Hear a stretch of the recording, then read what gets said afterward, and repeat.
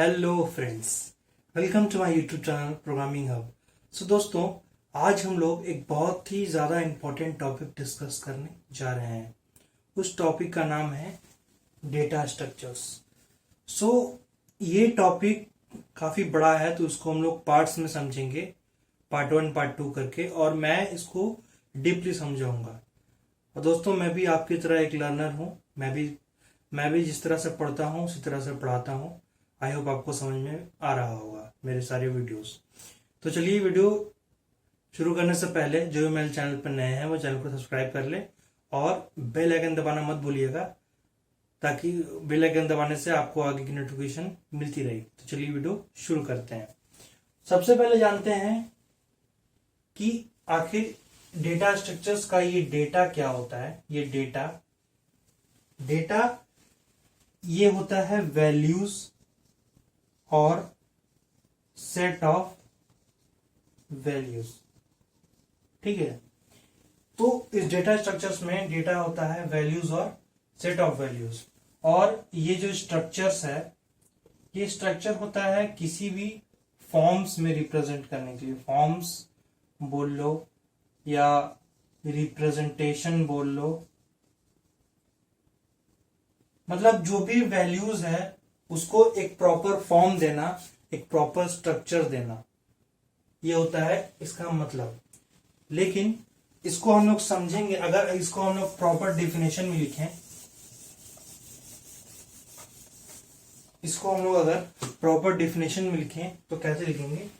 तो data structure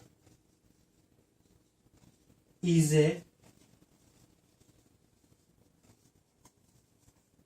systematic way to organize data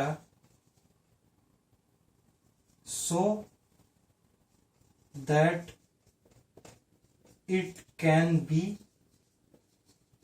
used efficiently।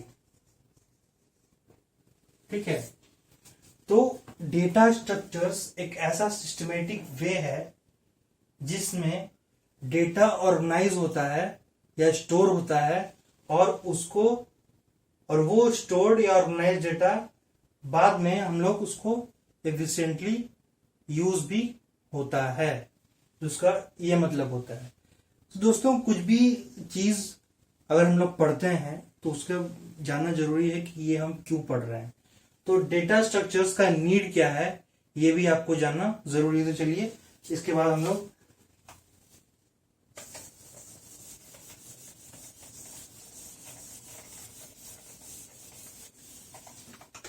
दोस्तों, need से पहले हम लोग जानते हैं कि इसका एक कैरेक्टरिस्टिक्स क्या होता है, क्योंकि कैरेक्टरिस्टिक जो है वो सबसे मेन है। इसे आपको समझने में और भी ज्यादा आसानी होगी। तो नीड से पहले हम लोग देख लेते हैं कैरेक्टरिस्टिक्स। ठीक है, कि डेटा स्ट्रक्चर्स का कैरेक्टरिस्टिक्स क्या होता है। ठीक है, तो सबसे पहले इसका कैरेक्टरिस्टिक्स होता है करेक्टनेस, फिर आता है टाइम कॉम्प्लेक्सिटी। ठीक है, तीसरा आता है स्पेस कॉम्प्लेक्सिटी। ठीक है, तो ये तीनों कैरेक्टरिस्टिक्स है, इसको हम लोग समझते हैं। देखिए, करेक्टनेस, क्योंकि जब भी हम लोग डेटा स्ट्रक्चर्स पढ़ेंगे तो उसका रनिंग और एग्जीक्यूशन या इम्प्लीमेंटेशन जो है वो बिल्कुल 100% एक्यूरेट होना चाहिए, क्योंकि एक भी गलती वो कोड्स को रन करने, मतलब कोड्स जो है वो रन नहीं होगा और वो प्रोग्राम गलत हो जाएगा।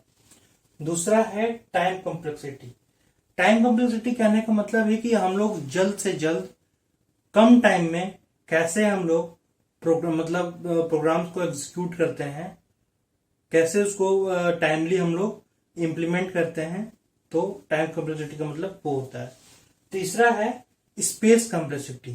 मतलब कभी कभी क्या होता है दोस्तों कि स्पेस बहुत ज़्यादा मैटर करता है।